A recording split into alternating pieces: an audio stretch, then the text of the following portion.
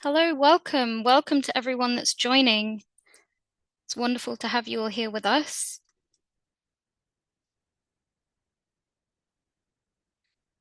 My name's Isabel Rice. I'm from Sustain, and I'll be hosting us today. Welcome to everyone. We'll just take a minute or two to let everybody join.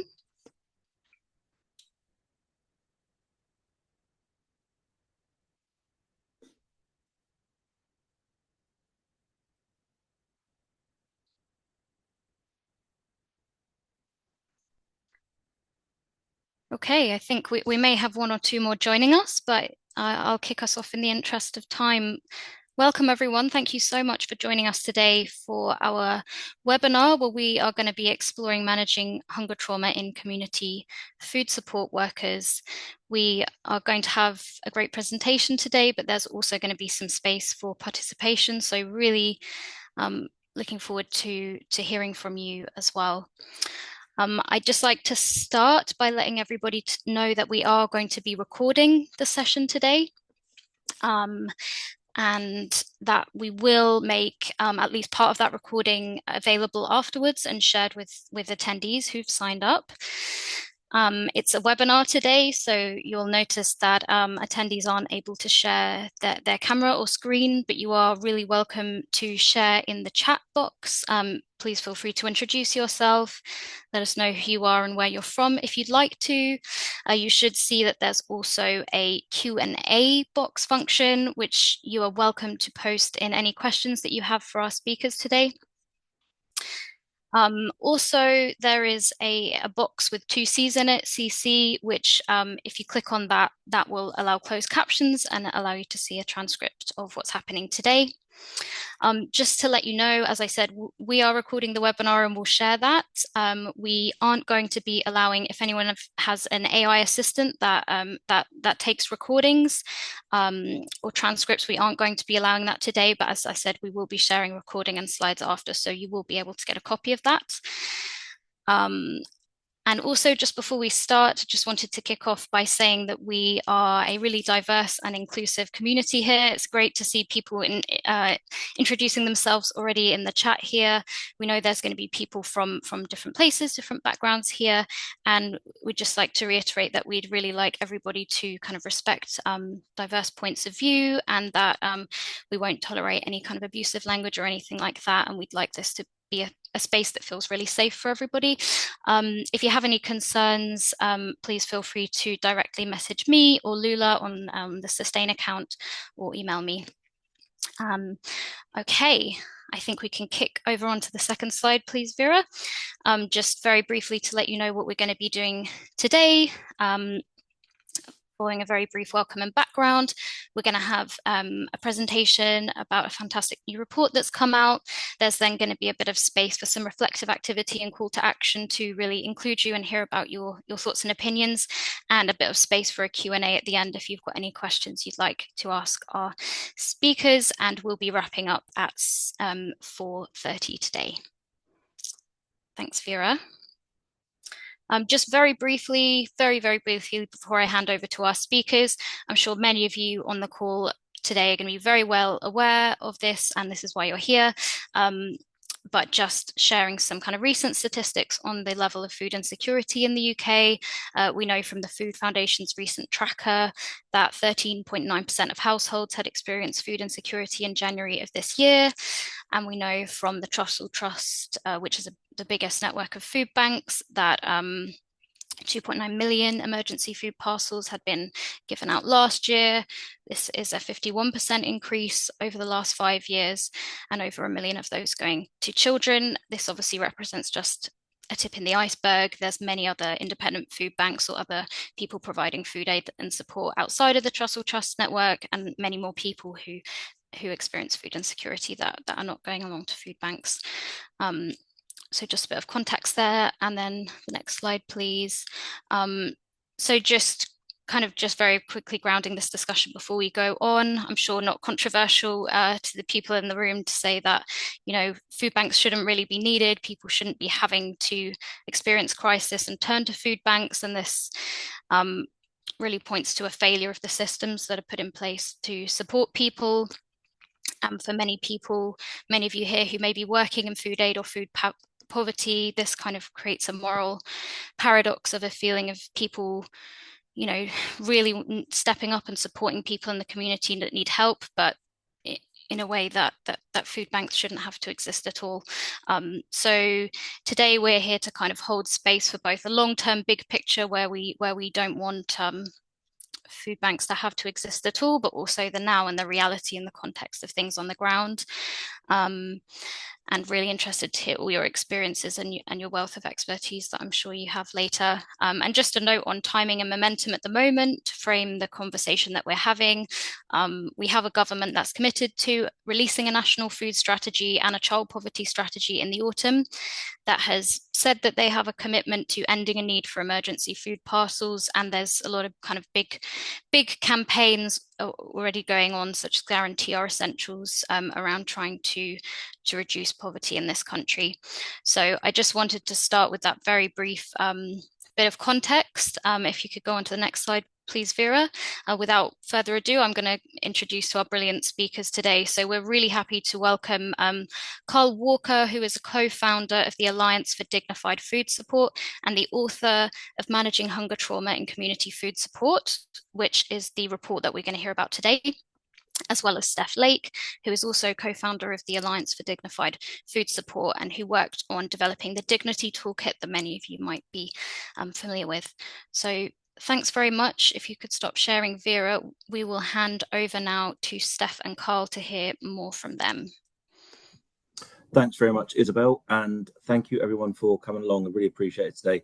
I'm just going to talk not for too long, for 20 minutes, and I'm going to hand you over to Stef, who's going to hopefully start getting some feedback and some thoughts for yourself. Yeah, my name's Carl Walker. I've been an academic and a community psychologist for the best part of 20 years, co-founder of the Alliance for Dignified Food Support. I'm a director of my local food partnership, and I have run and set up community food support organisations. And like my colleagues Ronald and Stef, who we set up the Alliance for Dignified Food Support together, we have a mixed background in terms of academia, activism, but also all having experience of hands-on running of different forms of community food support.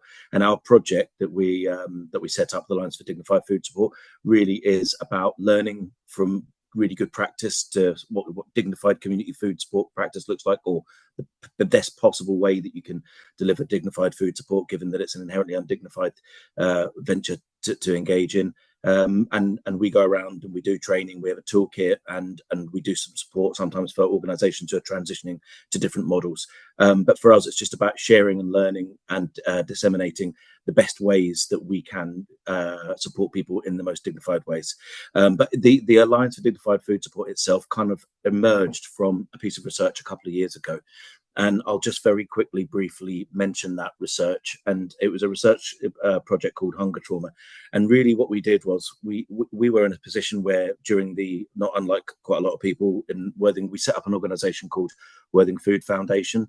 And we wanted to understand how the organisations during COVID were meeting the needs or not of people who were using food support across our area. And what became very quickly, and I'm interested in this as a psychologist and as an academic, but what became very quickly clear was that people did talk about hunger, but they really spoke about the psychosocial impact, the mental health impact of having to use food support, of losing control of your ability to feed yourself, to feed your family.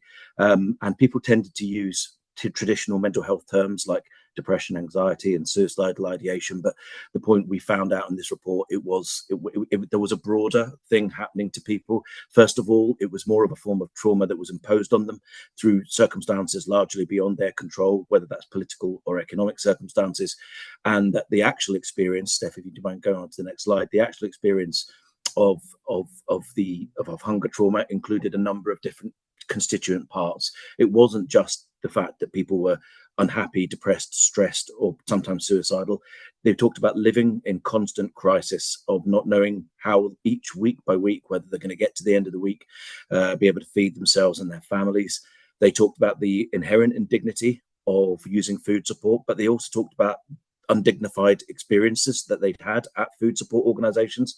I have to say, including our own. I think we all do our very best, but it's very difficult sometimes when you don't have a great deal of resource, or you're not able to necessarily train your volunteers in the way you'd like. So people talked about undignified encounters. They talked about the guilt they felt about not being able to share their support their children, and also actually about just in food support. Many of them just didn't feel they had the right to use food support. And they talked about the feeling, this pervasive feeling of shame. But when you take the constant crisis, the guilt and the shame together as a constant lived experience, it starts to impact the way people really see themselves. Really impacts not just the way they feel, but impacts their identity, how they understand themselves as a citizen, as a person in society. And I won't go on to too much detail, but suffice to say, there was multiple ways in which people felt they were dehumanized by not being able to have control of their own food and being forced to use emergency food support, despite the amazing work of the sector in trying to pick this up. But that's the backdrop which we did that piece of research, and then we developed the Alliance for Dignified Food Support to try to explore and share the most dignified ways that we can to deliver food support in really difficult circumstances to traumatized people. We did a piece of research this year because we're interested in the flip side of it, because anybody who's worked in food support, probably you'll have an understanding that it can be a real stress and a strain on the staff in community food support and also the volunteers in community food support. And I'm using the term broadly because community food support, I'm talking about pantries, social supermarkets, food clubs, food banks, non-referral and referral food banks. And I appreciate there's huge differences in these different models. But we talked to, for this piece of research, 45 organizations across the country, and we interviewed them and we asked them about their experiences of working on a day-to-day basis with people who were often experiencing real trauma. Next slide, Steph. And these are the sort of headlines, and I'll go through some quotes to go through the actual things that people experienced. But one of the things, if you don't mind going to the next slide, Steph, because I'm going to go through each of these one by one.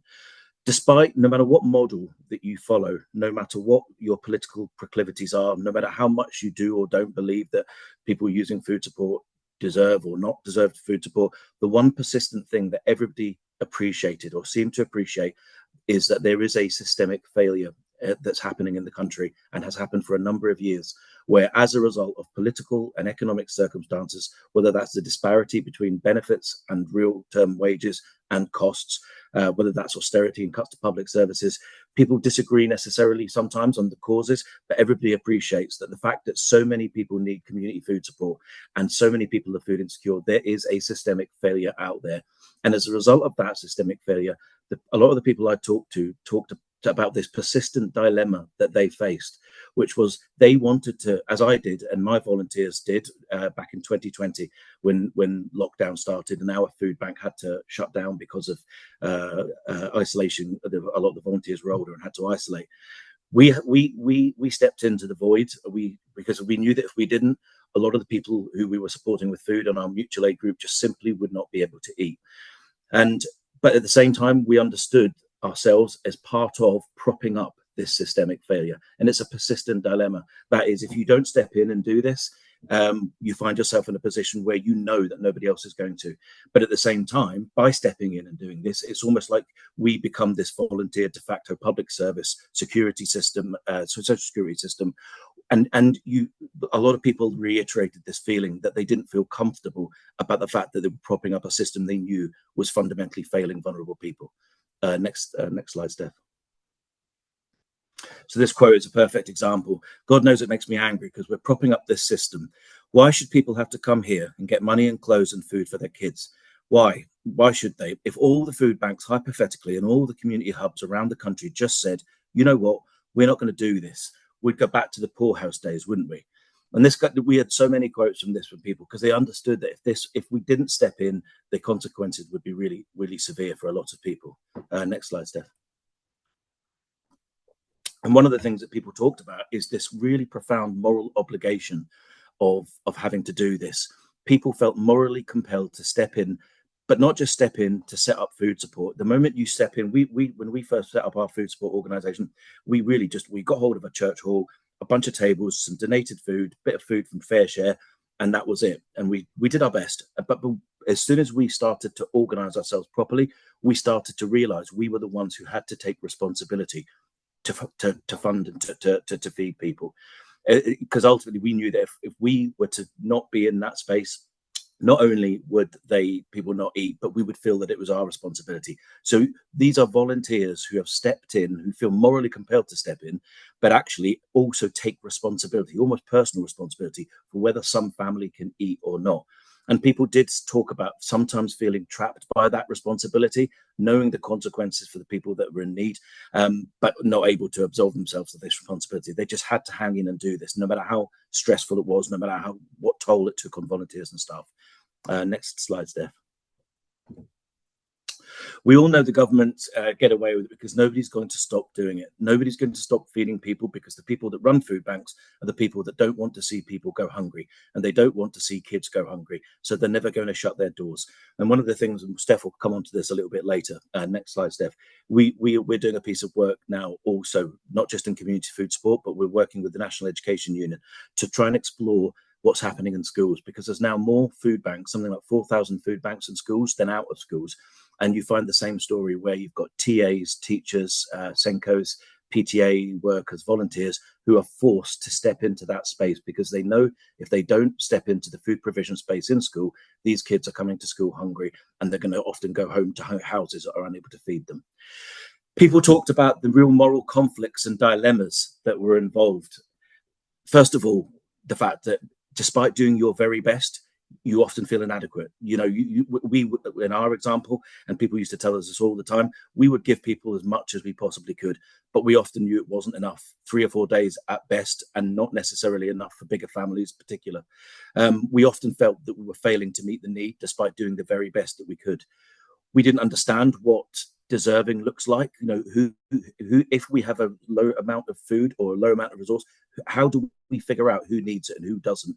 Because the feeling was, for us, we most people, if not all, need it in some way or another. We started what we called a food first approach, which is trust people first, help them to find some stability in this trauma, and then support them onwards. But the fact that you're in that position and you're feeling that constant strain of the moral obligation, but also the feeling that sometimes you're not doing enough, even though it's not your fault. Next slide, Steph. So regrettably, we had to make decisions about how many people we could help. We didn't want to do that, and then we had to restrict how much we gave.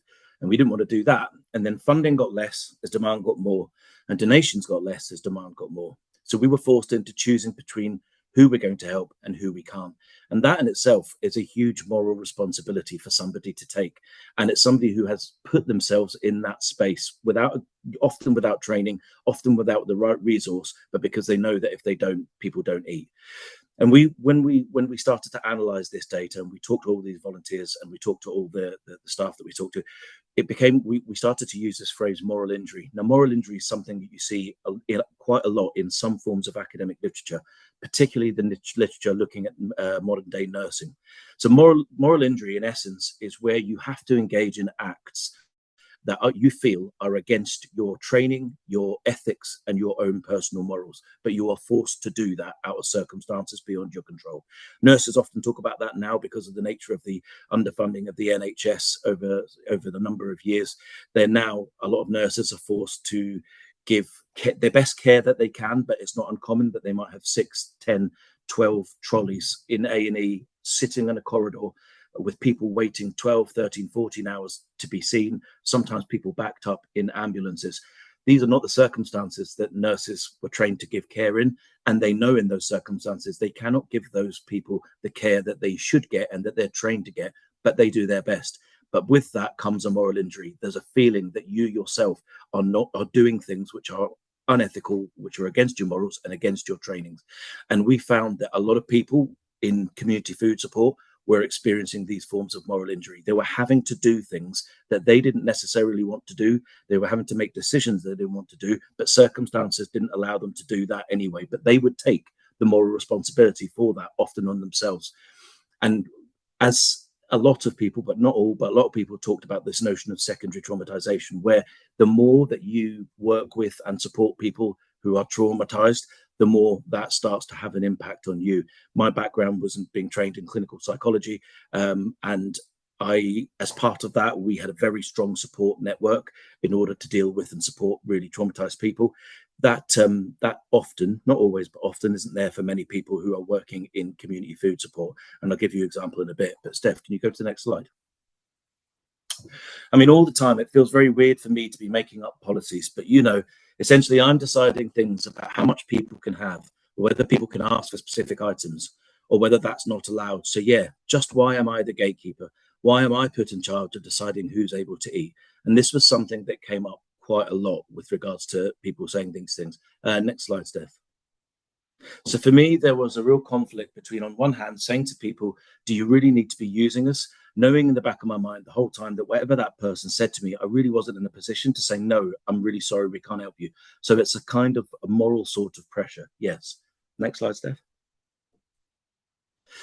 People who were the end users of our food project, I was hearing stories that were really intensely kind of worrying and scary, distressing. And the volunteers are hearing this week in, week out.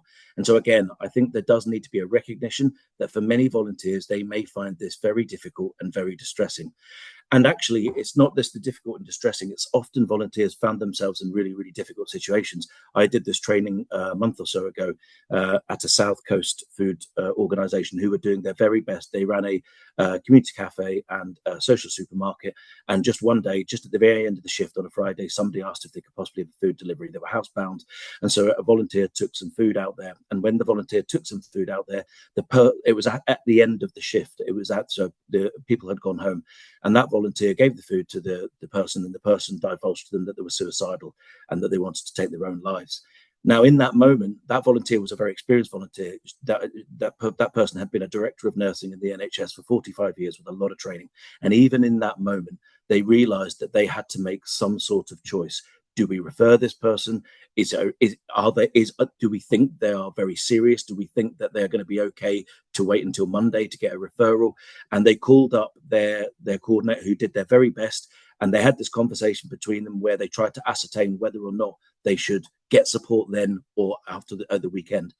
The point isn't really necessarily whether the decision made was right or not. In the end, that volunteer, that person, service user, was okay, and they got support the following week.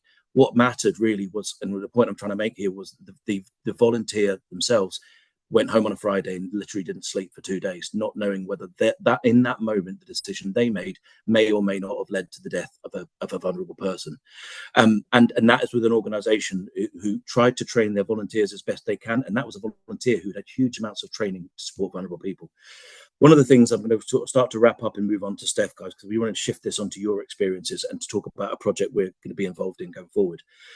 One of the things that people talk about, not only do they feel this secondary traumatization or this, and sometimes feel burnt out, they don't just feel the moral obligation and the moral injury, but actually what compounds this is this guilt of privilege, where even though you may feel this stuff as a volunteer or as a member of staff, you don't feel that you deserve to, because ultimately for many volunteers, not all, because I know that a lot of volunteers are also service users, but for many volunteers and staff, they go home to a house where the fridge is full of food. They don't live in the circumstances that many of the people they're supporting. And so a lot of the people were saying, well, hang on a second, I don't have a right to feel bad, to feel this, burnt out or upset or stressed or resentful, because ultimately I'm going home to a house. And they feel guilty about it. They feel guilty about feeling about that in the first place. Steph, can you go on to the next slide? You're very conscious of how fortunate you are and how privileged you are by comparison with other people. And that can be really uncomfortable, I think. And there's going to be one more slide for this, Steph. Certainly in my heart and in my head, I have experienced those feelings and do experience those feelings, a kind of shame and a guilt. What am I? How can I be crying about this on the way home? And, this is not an uncommon example where people are running food support or in volunteers or who find themselves in situations like that volunteer I talked to you about. They take this home, they take this hurt, this stress, this crisis and this worry home, but they don't feel that they've got a right to, because ultimately they're not the ones at the sharp end, so to speak. Next slide, Steph. And one of the things, some food organizations do the very best they can. They train their volunteers the very best they can. Sometimes that's on site, sometimes that's through more formal forms of support. But what we found is across the sector, as a rule of thumb, given the sheer amount of strain volunteers and staff experience, and given the amount of trauma that users often experience, there is a lack of formal training and support in terms of dealing with that kind of trauma and that kind of moral conflict and distress that you often end up feeling. But I would argue also that actually, given the context that people experience, I don't think that training in and of itself is the answer, because I think the sheer degree of trauma and strain in this sector, right the way across from those using to those trying to support people, is such that I think training would help to a degree, but it would not ameliorate the profound strain and stress that so many people experience. Next slide, Steph. And that's just to, if necessary, which doesn't happen very often, just to say, people, please, this is really a good example. Please do any pushing and shoving, and everybody needs to have a chance. And it has to be shared. And this was a food support organisation, a food bank that was set up in a library. And what happened? People would queue outside on a 9 o'clock on a Monday morning, and the person, what they were worried about was they didn't want people queuing, pushing and shoving to rush in and get the food. And this person said, because what we don't want is a kind of a race to the shelves, pushing and shoving. We're trying to limit that. The librarian is trying to control that, and the volunteers are supporting the librarian in doing that. Listen to that phrase, folks. The key word in this sentence is librarian. Now, you have a really complicated set of interactions here, very desperate, sometimes traumatized people who do not necessarily understand the system of food provision that they're engaging in, who feel a real sense of desperation, and it is a librarian who is trying to on the ground manage this. And when I'm talking about this issue of the real complexity of encounters that we experience, but the lack of training, this quote kind of really highlights that. Next slide, Steph. So I've just got this is kind of coming to the end, because we're gonna start. I'm gonna lead on to Steph in a minute, and Steph's gonna start getting you guys to think about and reflect on some of the stuff, your own experiences, and an idea of a piece of work we're thinking about taking forward. But the conclusions we had, and I appreciate that not everybody would necessarily, because some of the things we said in this report were quite, they didn't pull punches. The way we saw it, the provision of free or subsidized food remains an area where there is a policy vacuum in the UK, and I'd still argue that now, even with the paper that came out a couple of weeks ago. The DWP has been criticised as being detached from the food crisis, as has politicians at a national level. The community food support sector, and its largely volunteer workforce, has been allowed to expand over the last 15 years in particular, to unofficially take on key functions of the UK social security and social work provision. These are functions that social security should have been, and social work should have been and would have been funded to take on pre-austerity, but that is not happening now. And instead, what's happened is much of this slack has been picked up by a largely volunteer workforce. And I would argue, this is the thing you may find contestable, but I genuinely believe that as much as the people, and I'm one of these, and many of my volunteers are, as much as we are doing an amazing job, and I really believe that people involved in community support, that we're making a difference between people, life and death in many occasions. I don't think it's an overstatement to say that.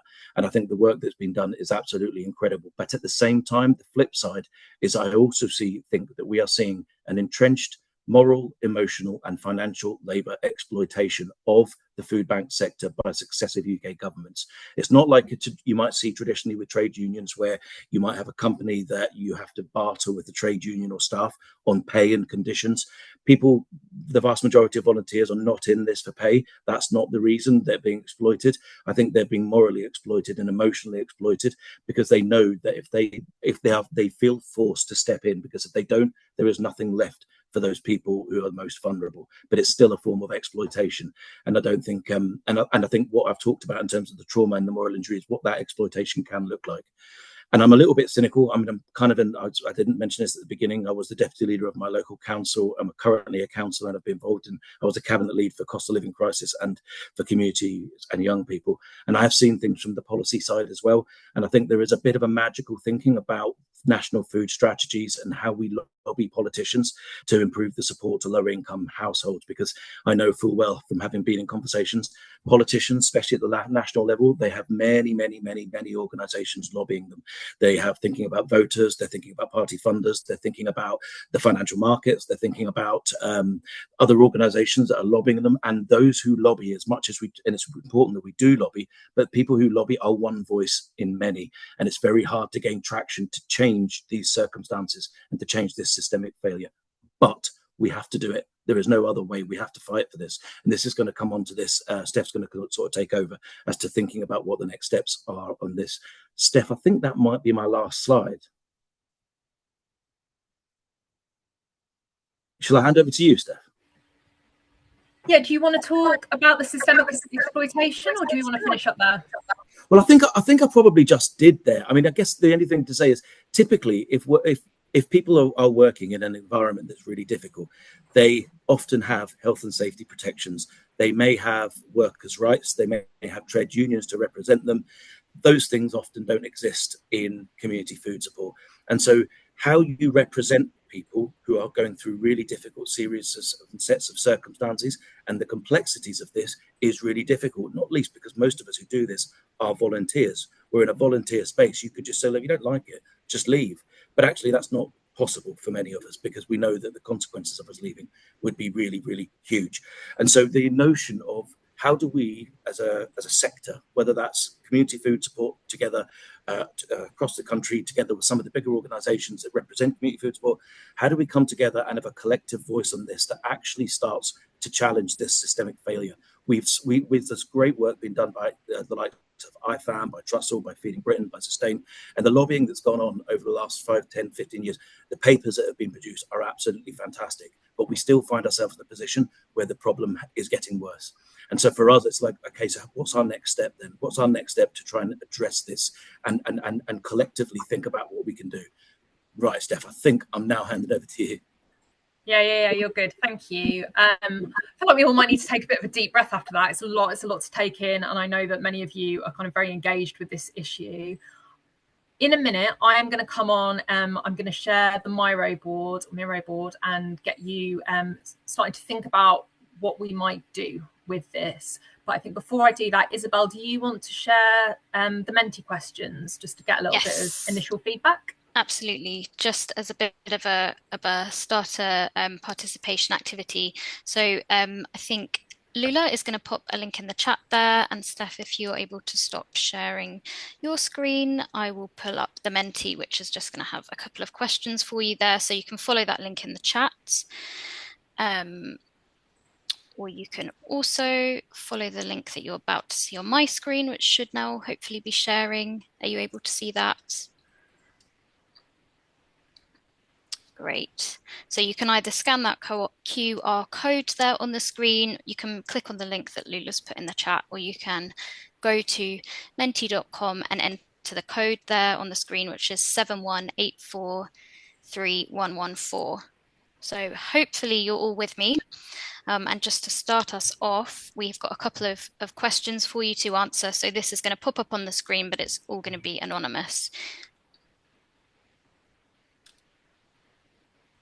So firstly, we would just love to know what type of organization you're from, who's joining us today, just to give us an idea of who's in the room and kind of the experience that you're bringing. And I guess some of you might have a couple of different hats on, but you can pick the one that you feel best represents you. Okay, so we're seeing quite a few who are involved in direct food aid provision. So we know that you'll really have that frontline experience and probably empathizing a lot with what Carl's just been talking about. Other kinds of charities and NGOs involved as well. Some local authorities, some food partnerships, one academic and some others. Okay, well thank you. That's really helpful just for us to have an idea of who is in the room with us today. And I'm now going to move on to the next question. So for this, you should be able to add a word or a couple of words just to let us know what you think are the biggest challenges facing volunteers and staff who are in the community food sector today. And that can be from your direct experience, or if you work with others in this space. Would love to know what you feel like are the biggest challenges. And hopefully, as if by magic, there we go, some of these words are going to start popping up. So funding, yes, I'm not at all surprised to see that one. Overwhelm, that obviously speaks a lot to what Carl was speaking about, not enough of us, shortage of supply. Burnout, we're seeing come through there, lack of resources, high demand, shortage of supplies, quality of food, disillusionment. Yeah, burnout really standing up quite large there. So that's really powerful to share. Mental health, stress. Yeah, I'm sure there's a lot of things resonating with people as we're seeing these words pop up here. Can't afford food, income, lack of training, safeguarding, loss of hope. Okay, so going on to the next question now. We're interested to know, for those of you who maybe were around during the kind of lockdown periods, of the COVID-19 kind of lockdowns, how you feel like this has changed since the onset of the pandemic and the beginning of those lockdowns. So feeling that there's less funding and surplus food available than there was. There's less volunteer engagement, there's more demand but less supply, it's more entrenched and increasing instead of decreasing, less volunteers but more need. So yeah, this is really speaking to there being an increase in need but not demand not decreasing, but difficulties and costs. More burnout, less energy, less time, less volunteers. So I think this really speaks to the problem kind of getting worse. Not supported, loss of community. Okay. And then the next question. Okay, this is a bit of a kind of future thinking question. If there was no need for food banks and you didn't need to be providing this kind of emergency food, what other activities do you think that your team or your venue could be providing for your communities, things that you would maybe rather be doing?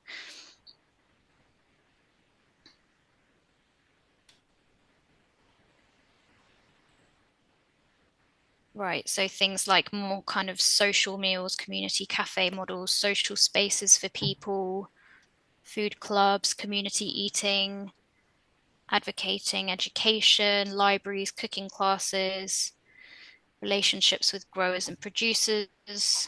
Okay, some really interesting things coming up here in terms of, maybe things that you would like to be doing but don't have the capacity to be doing because of the kind of the demand for continuing that emergency support, food growing as well. So lots around kind of social and community spaces there. Okay, I'm going to stop sharing now. Thank you so much. Hopefully that's kind of warmed you up, and it's been really great to hear a little bit of your voices as well. And I'm going to hand back over to Stef now. Well, thank you, Isabel. And yeah, that was really nice just to see people's kind of immediate reactions and thoughts on this subject. I believe that Lula is now going to share a link to a Miro board, which hopefully you can all access. So that's in the chat. So if you want to click the link in the chat, and you'll see a few different questions.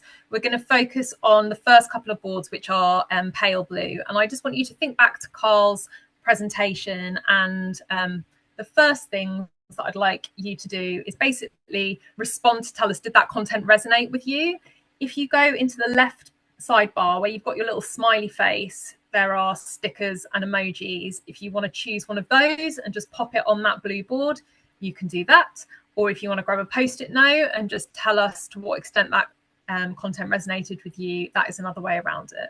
But yeah, if you could drop your sort of initial thoughts and responses. And then if we move on to the next blue box, what were the key learnings and takeaways? That would also be really, really interesting to hear. So if there was something in particular that Carl said, whether it was about that kind of the privilege of guilt, whether it was about providing this almost de facto public service, that kind of moral tension between feeling that food support shouldn't exist and yet there's an obligation on you to keep providing it. So if there was anything in particular that resonated, and we're just focusing on the first 2 questions in the blue box to begin with, please.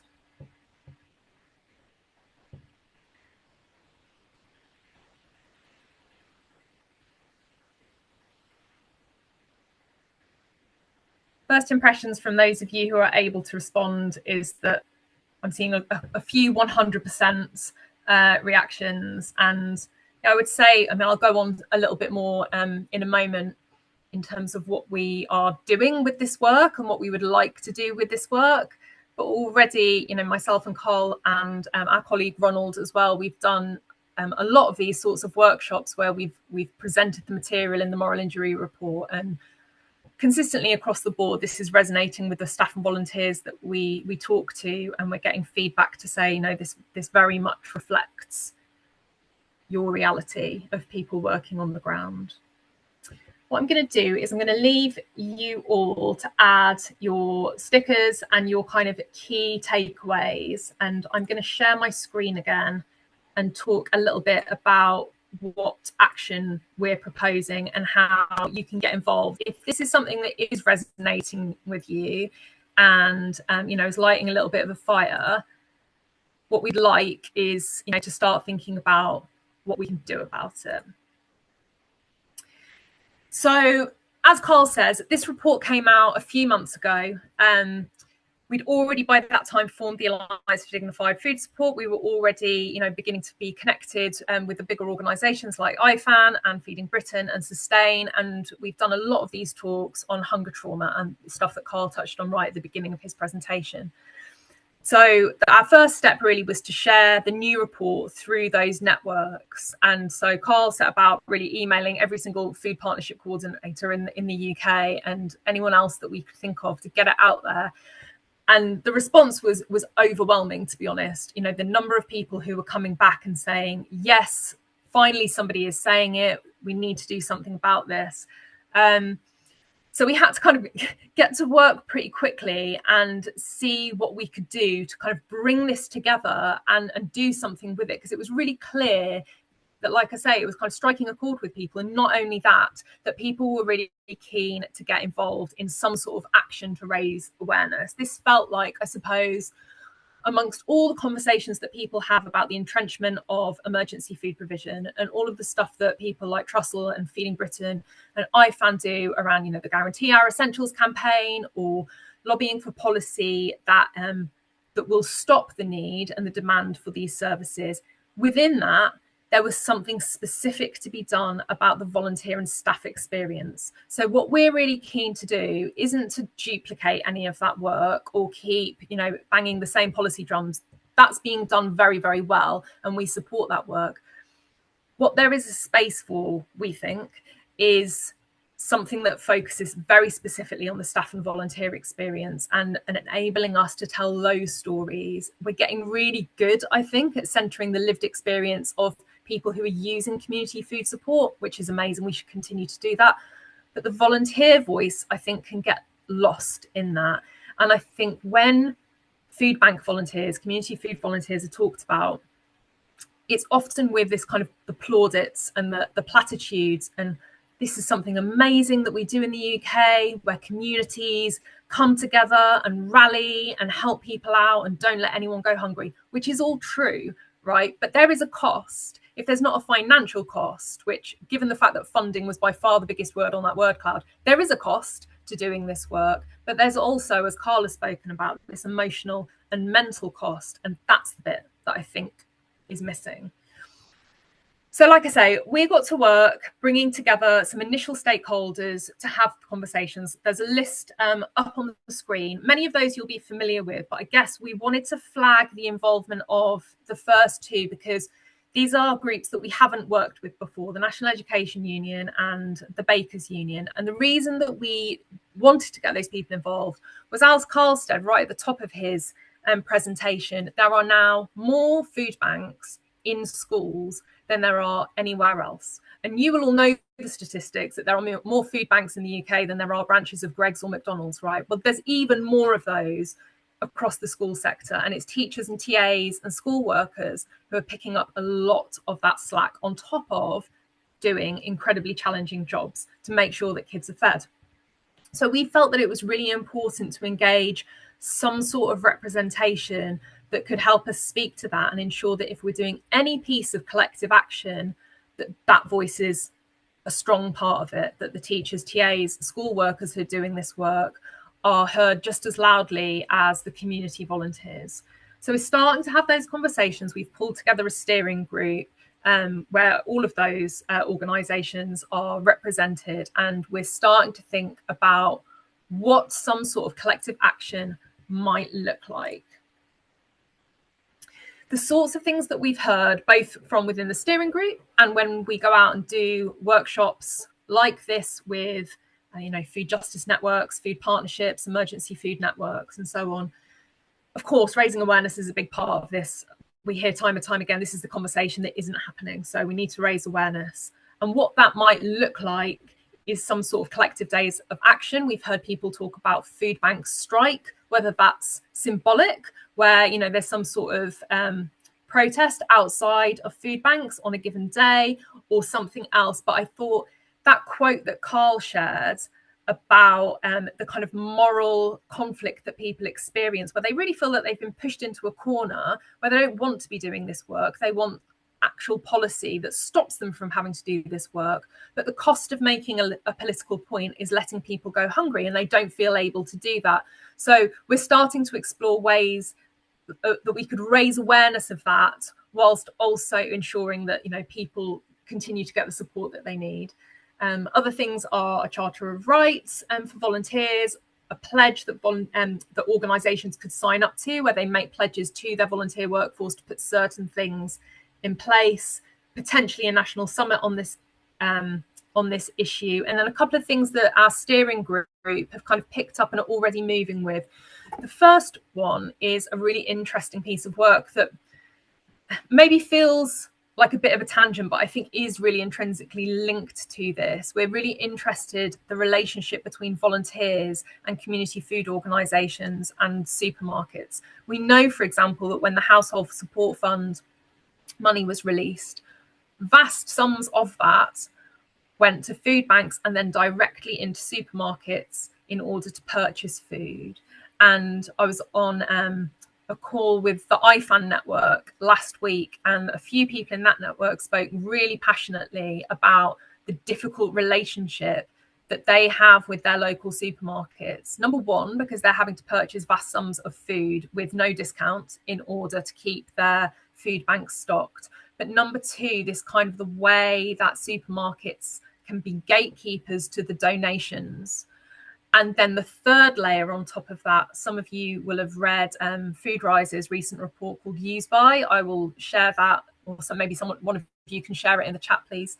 But the way that a lot of the redistributed surplus food that is coming from the supermarkets isn't necessarily high enough quality. And they really called out the supermarkets for dumping inedible food on the charity sector. And this feeds into the volunteer role, right? Because I know that many of you in the room are frontline workers. So I know that many of you will have sifted through barely edible bananas or fruit that's arrived where maybe like a quarter of it you could put out for people to take. The rest of it, you are effectively doing the job of getting rid of the supermarket's waste. But the supermarkets are able to kind of pat themselves on the back and say that they're doing their bit. So we're interested in that relationship.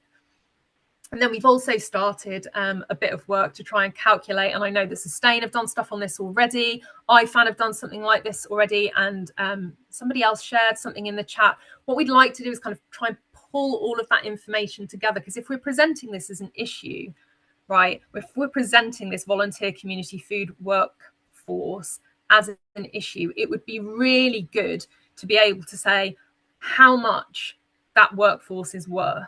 If we're becoming a de facto public service and we're expected to prop up the welfare state, it would be interesting to know if that volunteer workforce pulled out tomorrow, how much it would cost a government to keep it in play. So those are the sorts of things that we are looking at. I'm going to stop sharing my screen again for a moment, and I'm going to take us back to the Miro board. a couple of things. Some of you have already started. Hopefully I've given you a little bit of a flavour of the sorts of conversations that we're having and the sorts of collective action that we are already thinking about. Lots of you are already putting post-it notes on one of those pale purple lilac boards, which is amazing. If you have other ideas for collective action, please share them there. I've also left a whole bunch of thumbs up signs. So if somebody has already written your idea, but you wanted to kind of back it up, then feel free to just kind of add a thumbs up. I'm already seeing, yeah, we need psychologists in food banks to help people to process what they experience. I've obviously heard Carl speak on this many times, and he often talks about when he was a community psychologist and that process of having supervision. Any of you that have worked in, or worked with a counsellor, or that world, will know that there is a standardised process for being able to debrief, from being able to talk about the difficult conversations that you've had, so that you don't take them home and stay awake all weekend worrying, because there should be somebody that you can talk to who is there to support you. That often doesn't happen in community food support settings. It's just kind of everyone getting stuck in and trying to manage. So yes, 100%, we've heard that before. A call there to unionize food bank workers like they do in the USA. We think this is really, really interesting, which is why we've got 2 trade unions involved, looking at what sort of collective representation might be available and what that would look like. Because of course, if you're a volunteer, you're not necessarily pushing for better terms and conditions or pay, but what you might be pushing for is the support that's needed. And to be able to say collectively in a group voice, in order for me to keep doing this, this is what needs to be in place. Someone else saying about trade unions as well, campaigning, lobbying, partnership with other food banks across the UK, absolutely, which, as I say, is why our list of stakeholders 100% needs to include those networks. Carl's got a conversation with Trussell Trust tomorrow. We're in frequent conversation with Sabina, IFAN and Andrew at Feeding Britain. So yeah, for us, it's very important. One thing we are aware of, though, is that there are an increasing number of food justice networks who aren't necessarily involved in any of those networks. And so there might be a role in there somewhere to try and bring those together. Brilliant, amazing ideas. And then I can again see that some of you are already moving on to that second purple box, which is where we're thinking about what those key policy asks are. Because, of course, if we're going to hold some sort of day of collective action, we're going to do the lobbying, the campaigning, the awareness raising.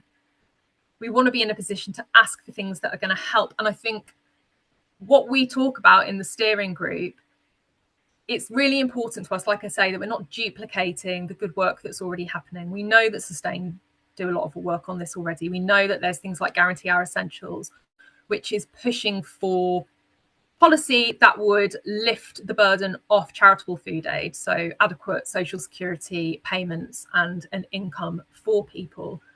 But I wonder if there are any particular policy asks that would focus on staff and volunteers. Something when I was still directly involved in food partnership work, something that we were looking at was trying to set up some sort of memorandum of understanding between the food partnership and the local council, in particular adult social care and children's services. And we were basically arguing that if somebody is not able to afford, if somebody is vulnerable, or if they have a chronic health condition or they have a disability and they aren't able to get adequate nutrition and food, that's a safeguarding issue. That should not be on the voluntary sector.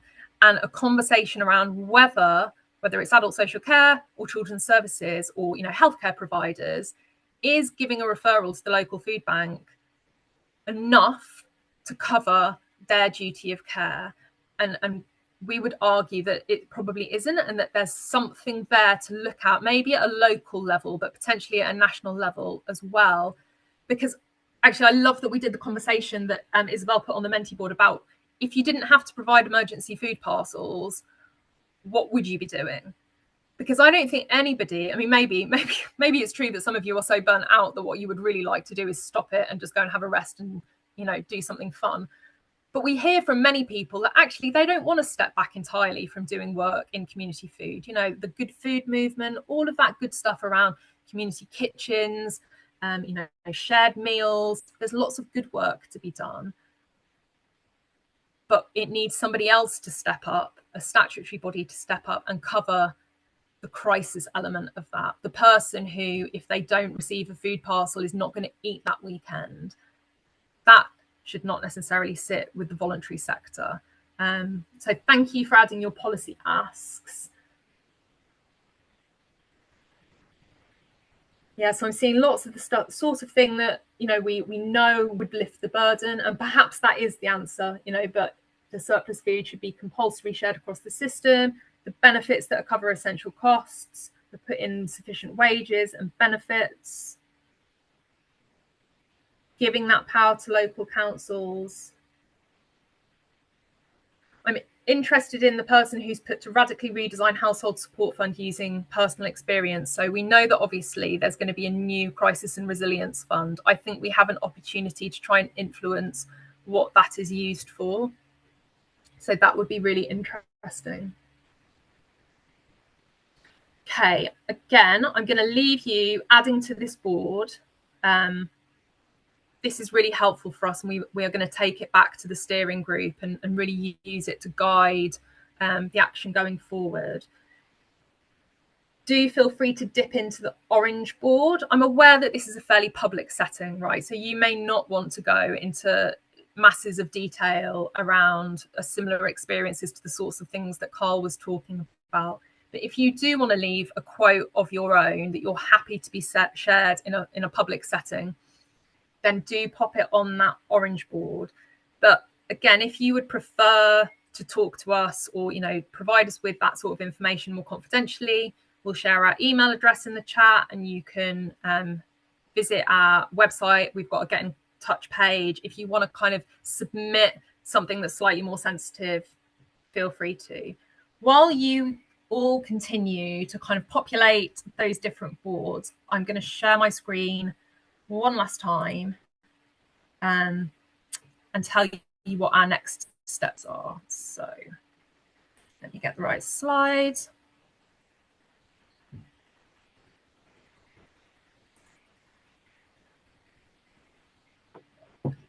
Okay, so what can you do?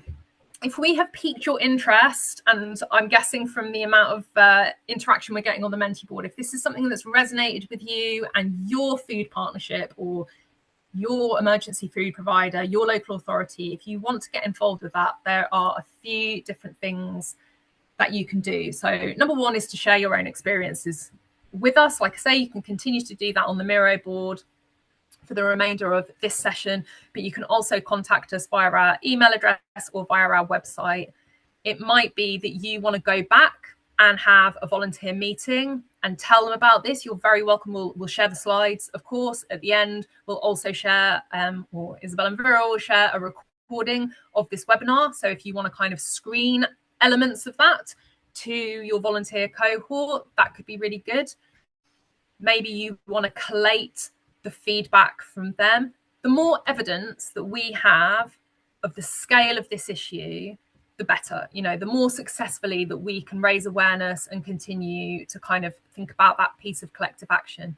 So the first way that you can get involved is to kind of share your responses, take this information back to your volunteer cohort or to your local emergency food network, invite us to your emergency food network meeting. You know, we're very happy to come and join for sort of 10, 20 minutes and do a sort of mini version of this presentation and take some feedback from there. But what we want to do is kind of collect as many different voices as possible, because that's the key, right? It's centering your experiences.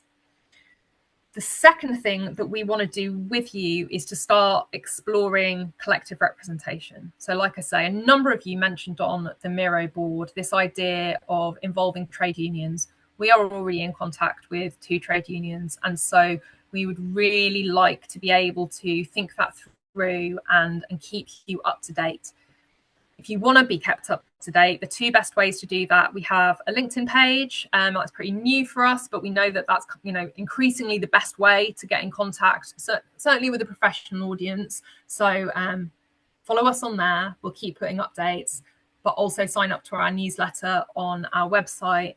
And that's something that we will keep people in the loop, because it feels like there is an appetite for this sort of collective representation. And obviously we would need as many of you involved in that as possible. This autumn, we are going to be running some more specific workshops. So today is really about giving you a flavour of the work, right? You've heard from Carl, you know the issues. We wanted to kind of gauge the interest in this subject, which is great. Thank you all so much for being here to do that.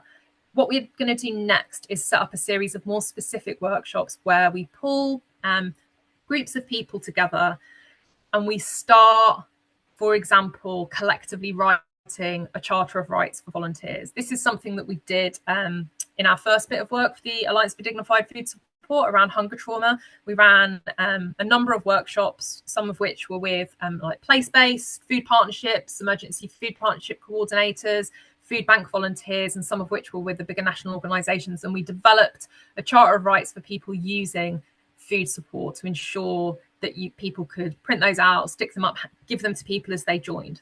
That is on our website. If you are interested, you can download it.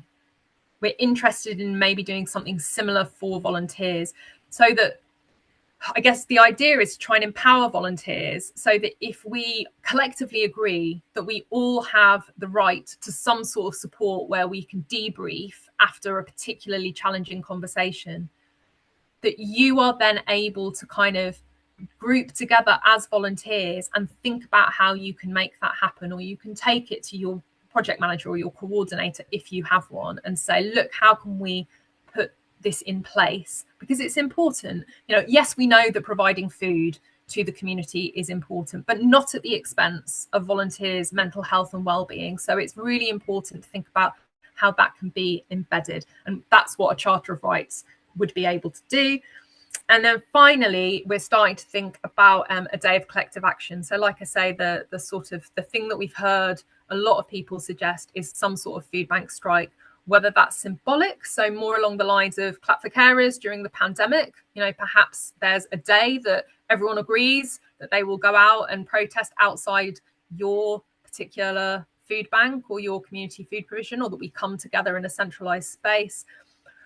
Or it might be something else that we do collectively. But, you know, I think one of the best ways that we could really raise awareness is for, you know, for everyone to get involved and do that all at once.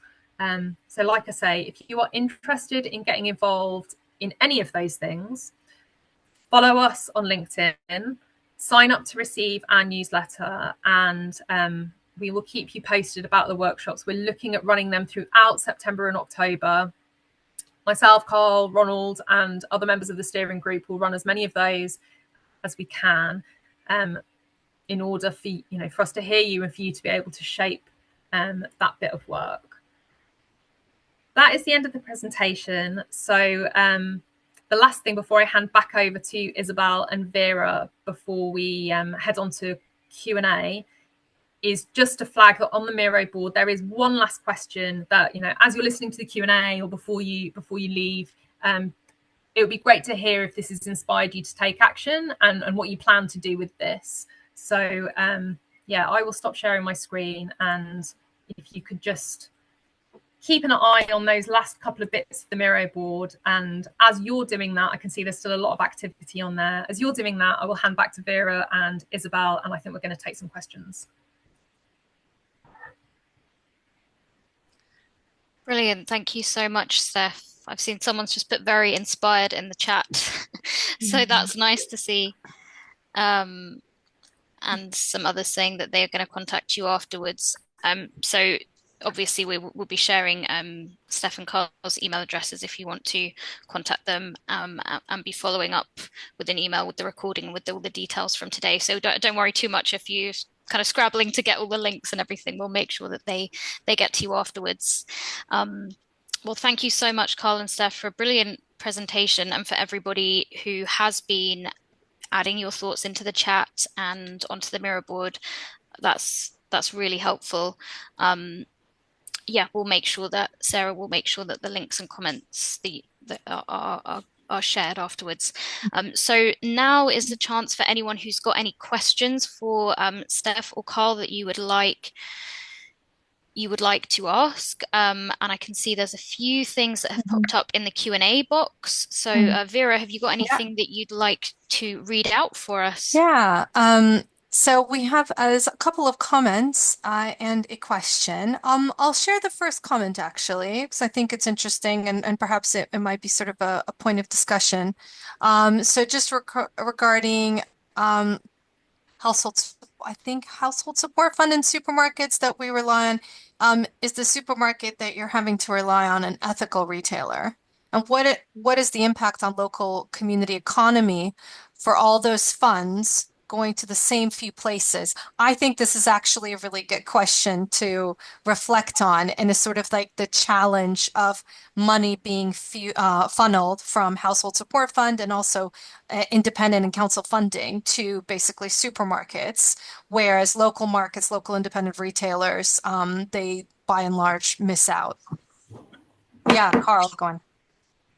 Yeah, thanks a lot, Vera. It's a really, really good point. And I kind of come at this from two angles. I come at it from somebody who has run a food support organisation and who has lobbied very hard for household support funding money and used it in order to make up the deficit that we had with regards to funding and donations. And but also from somebody who has been the person who allots the household support fund as a cabinet lead to food organisations. And so I remember very clearly struggling with this in different ways. My experience from talking to people is that the biggest driver of how they're spending how they're spending household support fund money is just simply cost. How cheap can they get it? And which of the relatively close supermarkets near to them is going to do them our best deal, or their savers range is simply cheaper. If it's Morrison's in your town, you might go with Morrison's. For our food support organisation, we would change between different ones depending on what the prices were. But ultimately, they were all, and this is a kind of key thing because one of the things we were trying to do when we were running the council and was introduce community wealth building. So how do we have mechanisms where you keep money within the local economy rather than having it sort of pulled out of the local economy? And there's lots of mechanisms through which money is pulled out of local economies. High street banking is the most obvious one, but supermarkets is another one. And actually what we found was an awful lot of money that was publicly intended for people who are in real vulnerability via the household support fund. People would be spending a large proportion of that in the cheapest supermarket, and that cheapest supermarket would almost always not be local, and as a result of that, a proportion of that money would be siphoned off from supermarket profits, and a proportion of it would just be the vast majority would be pulled out of area. That money would not be recycled in the local economy. So as is, what people were telling us was that they were simply, the biggest driver was, how can I get this cheapest in this area? And if we were to think about what sustainability looks like, that is a really unsustainable system for how to use that money, because apart from the fact that huge amounts of money goes out in profits in the local economy, it's money that should be spent on people who are really struggling, and it's not spent on people who are really struggling. So the short answer is that most people were spending it on the cheapest big supermarket. This actually brings a question. Yeah, that's sort of the community wealth building element of it is, yeah. Thank you so much. Thank you, anonymous attendee, for posting that.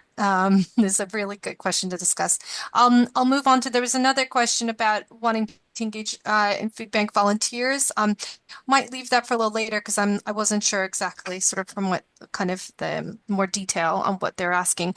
But someone else asked, they would like to know, Carl, your thoughts on the subject in the chat that came up about adult social care referring very vulnerable people to food banks so we can provide support. Don't know if you saw that, but if you can just reflect on that, the referral. Yeah, I mean, we found that this happens a lot, and again, I mean, ultimately, there's lots of problems with adult social care referring vulnerable people to food banks. There's also a good reason for them doing it, because those vulnerable people very often require food, and we would have referrals from adult social care. We would often have referrals from our local hospital who were discharging very vulnerable patients into communities with no resources at all, and there was nobody doing a risk assessment, nobody trying to understand whether or not that is the right pathway for this person. So we would just pick it up. The problem is that adult social care and hospital discharge systems are under the same financial strain as food support, and they're not functioning as they should do, and therefore there is not an integrated, coherent system that really safeguards those patients in those transitions. So when we get those kinds of referrals, I think the vast majority of us will try to find a way to support those people, because ultimately this is what we do. We don't turn away.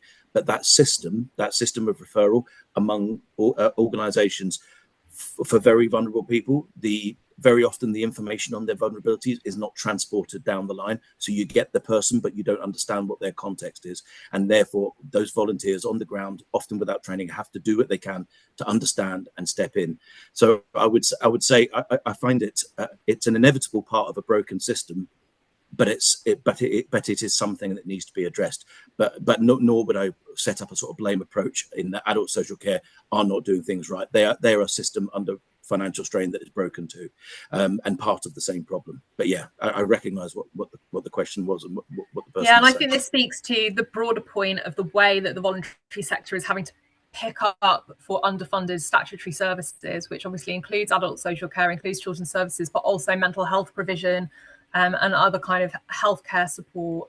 And I think one of the reasons that we know that so many people will come in and offload really sensitive information about themselves onto volunteers is because they may well be the only kind of adult in a position of quote unquote authority or care that they are able to interact with over the course of the week, because we know that referrals to the statutory services and the health services that they might need could take months, if not longer. And so a food bank volunteer becomes this pivotal point of contact. But of course, the food bank volunteer is not a mental health specialist, and in many cases do not want to be a mental health specialist. They want to turn up and support their local community in a way that feels good for them, but they are often picking up effectively casework that they're neither qualified or inclined to do. So this I just saw somebody in the chat talking about alcohol and substance misuse too. This is something that we frequently see. And then the other thing that comes up, of course, because these are people with incredibly, in lots of cases, with multiple complex needs, who are living in crisis, whose lives might be quite chaotic and complicated, who are experiencing the hunger trauma that Carl talks about right at the beginning. So, of course, in many instances, that presents as challenging behaviour, or it might present as aggression. And one of the things that came up really clearly in the talk that I did with IFAN earlier this week was the number of volunteers who were dealing with situations that made them feel physically unsafe. They were dealing with behaviours that felt unsafe. And in one of the instances, somebody talked about a food bank up in the northwest of Scotland, where there's a team of volunteers. They are all women of retirement age and above, trying to manage people who, as you say, might be dealing with mental illness. They might be dealing with substance misuse. And, they are not trained or compensated to be dealing with that. And it feels very dangerous. It feels like we are in a situation where something could go wrong, really, really wrong at any point, because people are just kind of muddling through and doing their best. So yeah, there's lots of implications for the underfunding of statutory services on the voluntary sector. And just to come back on that, I agree completely, Steph. And this is why we're thinking about this broader notion of systemic failure and what collective action looks like, because a collective action isn't necessarily just about food support volunteers and food support workers. It's about supporting the people that we are trying to support. I mean, I remember we had an example of somebody, very, very vulnerable man who needed food. He was very angry, very aggressive on the phone, and he was. I mean, I suspect he was trauma. He was struggling with psychological. From what he was telling us, it's quite possible that was he in touch with mental health problems services. He may have been placed under a section, and we were thinking, what do we do? Do we send somebody there? He won't come out of his house. Do we send somebody there? He's not eating, he's not contacting services. And our solution was, okay, well, let's send a bloke, which is not a solution, because ultimately, the idea would be that somehow that would be a protective factor. Well, it might be, but it might not be as well. And in the end, we hastily, on the hoof, we put together, okay, I'll go and deliver the food. I'll stay in contact with you. Well, I'll try and deliver it outside rather than then let the person know to come down. But in the end, I couldn't do that. So you had to go into the garden. And as you go into the garden, you suddenly feel that sense of vulnerability because this person. It's no blame to that person. That person is just struggling. And it's so it's really important, because when I think about this notion of collective action, it can sometimes be thought of around, look, yes, it's important that it's about trying to support volunteers and food bank staff and try to address this broader systemic failure, but it's also for people like that guy in the house who just does not have support and needs it. Thank you so much, both. I know we're a bit over time. Isabel, is it okay to squeeze in one more question? Yeah, we've got time for another question. Right. That's fine. These are really, really useful questions to elaborate on, reflect on. So the question of food waste and food aid should be separated. People think food aid is a kind of eco way of dealing with food waste. But obviously, industrial food system can easily stop food waste. So I think this is a kind of an ethical challenge that many of our organizations focus on and grapple with. So food aid is not the way to deal with this issue. So how can we do this? Perhaps I wonder if the person is kind of asking about sort of how do we address the two, or maybe how do we decouple it, perhaps? If you guys can reflect from a kind of either perspective, but maybe something about the sort of decoupling of it, which I know that like nationally, UK-wide, we haven't really started to crack.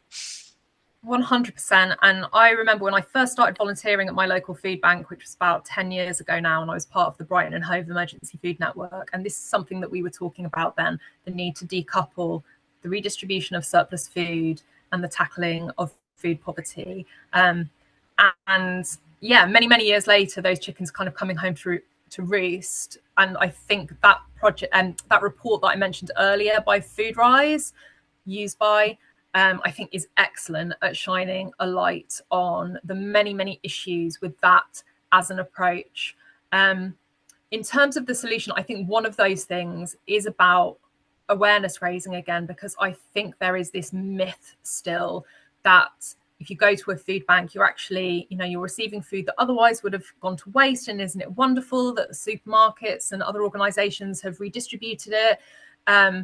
I think for a long time that was almost used as a reason to make people feel better, because we know there's so much stigma about accessing a food bank. So I think that this was like a way of trying to reduce that stigma and say, well, look, actually you're doing something really good because this is food that might otherwise have gone to waste. So isn't it wonderful that you're able to take it home? And, long gone are those days when food banks can rely on the big surplus food redistribution charities to get, even a fraction of the food. I know that many food banks are spending upwards of £1,000 a week at their local supermarket to buy in food. And I think we need to be really clear about that. And I think doing something around household support fund money and how much of that went directly to supermarkets or indirectly to supermarkets rather via food banks and community food support. That's really important that people understand that. In terms of what we can do, again, I'm going to be really clear with my kind of conflicts of interest, because I'm also the communications manager at Alexandra Rose, but I saw somebody else mentioning that in the chat. And I think these sorts of models where people receive cash or vouchers, that is ultimately the solution. If you haven't got the welfare system and the income in place, we all know that that is ultimately the solution. But I think a better interim measure are cash first approaches, which might include things like vouchers for certain types of food. I would definitely signpost to IFAN's work on this. They do extensive work on cash first approaches and the different tiers of cash first approaches. I do always have a question for food banks who are spending maybe upwards of hundreds, if not £1,000 a week on food to then take it back and sort it into food parcels and give back out. I do wonder why they aren't able to give people at the very least a supermarket voucher so that they can go and do their own food shopping in a dignified way. Thank you so much. I think there's so there was somebody else shared experience. I'll leave it to you guys to check the Q&A, but I think maybe we'll cut it here. But thank you so much for the questions, guys. And if that something wasn't answered, yeah, please do put it in the chat as well. So if there's something that you want to raise, we can follow up after. Thank you. Thanks so much, Vera, for guiding us through that.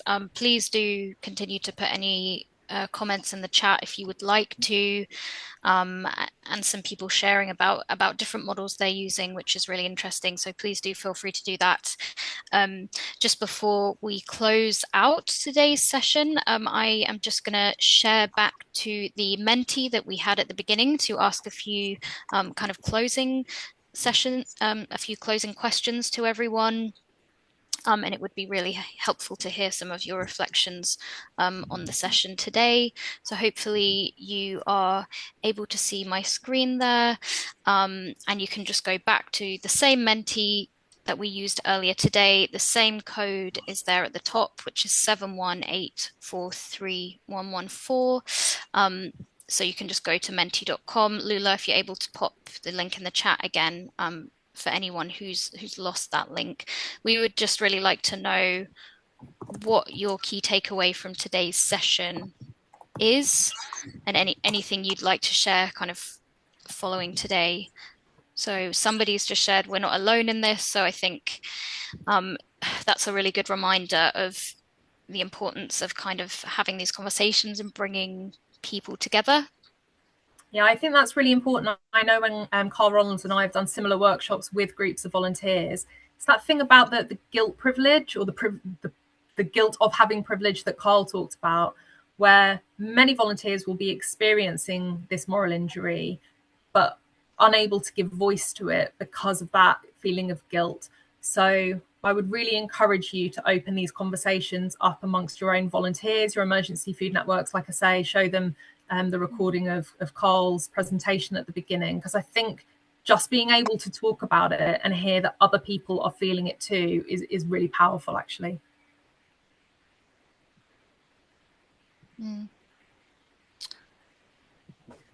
There's some feeling that collective action and campaigning is needed. How broken the system is, this gap that volunteers and charities are filling in, and that there's still a long way to go. Thanks so much for sharing there. And the comments about, yeah, a few people picking up on the concerns of how much money is going straight into supermarkets.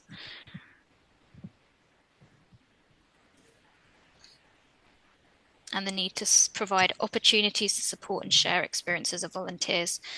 Yeah, I think that's really important, and just brilliant that Carl and Stef are going to be continuing to do work around this. Okay, I'm going to move us on now onto the next question.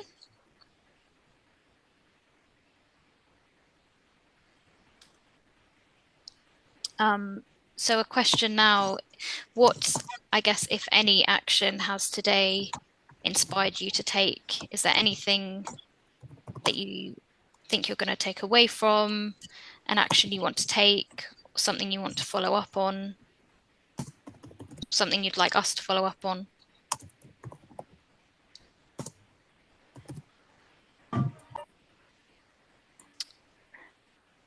Please do feel free to share. So someone's mentioned around taking this to leadership to get this on the agenda, sharing the presentation with other people, reading some of the reports, getting in touch and sharing experiences, continuing to do your best. I'm sure that's a lot of people feel like that's really what they're doing. And hopefully, despite some of the quite depressing content, feeling like that is a shared, experience, that people really are doing their best in what is a very, very difficult circumstance. Using our voices to get systemic change. Explore how much we spend on buying food. Learning exchange. So it sounds like a few really interesting actions have been sparked. Inviting the Alliance to speak with the Plymouth Network. sharing this with our team, doing lots of reading and sharing with other people. So that seems to be quite a big theme, that people want to read more into this and share with others in the space, which is really great to hear.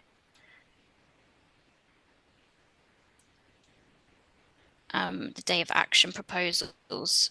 Okay. And I'll now go on to the final slide. It's moving along, which is just asking whether you would be interested in taking part in future workshops or work that Carl and Steph might be leading on around collective action and future work on this area. Okay, seems like a pretty resounding yes so far. So I guess that's good news for Steph and Carl, and understand that it might not be for everyone, but yeah, we'll be announcing the dates of those workshops in the next few weeks. So like I say, the two channels to kind of keep in the loop on that are LinkedIn and our newsletter. But we will, as always, we work as collectively as possible with Sustain, IFAN, Feeding Britain, Trussell. So we'll make sure that we also get them out through those channels as well. Brilliant. So if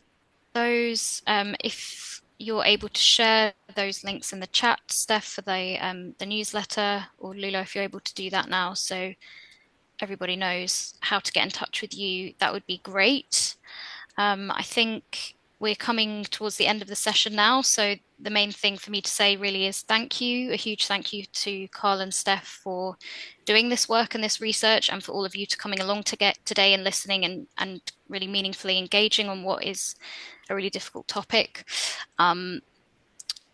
We will be sharing recording and slides with people who've signed up.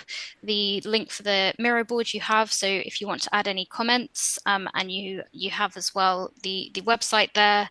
And what's the best way for people to get in contact with you, Steph or Carl, if they want to share their experiences with you? I know that Carl's popped our emails in the chat, but you can use info@alliancefordignifiedfoodsupport.org.uk, and there's also a contact page on our website, so that's probably the easiest way for you to do that. Brilliant. And those will be shared in an email following up as well. So what we would really like to ask you to do as well is, we've got a very short feedback form that my colleague will be popping in the chat as well. If you wouldn't mind filling that in, that will really help us to kind of improve and plan future sessions for you that will be more useful. And hopefully my colleague is going to be popping in the chat the links for how you can follow the Alliance for Dignified Food Support and Sustain if you want to be kept in touch with more work that's happening on this area, and kept up with newsletters and things like that, so you can be kind of in the know of any work that's happening. And of course, as Steph said, you can be getting in contact with them if you'd like to share more of your experiences going forward at that with their work. So we're at 4:30. Thanks so much, everyone, for being so generous with your time and sharing your experiences. And Steph and Carl, just fantastic to hear from you. If you've any final words you'd like to say. No, just a massive thanks for hosting us, and thank you to everyone for coming along and for kind of engaging so much with the topic, where it makes us feel quite hopeful about what we can do. Yeah, thanks very much, guys. Really grateful. Yeah, and I think anything that encourages hope is always very, very much needed. Welcome. Always welcome. Thank you so much, everyone.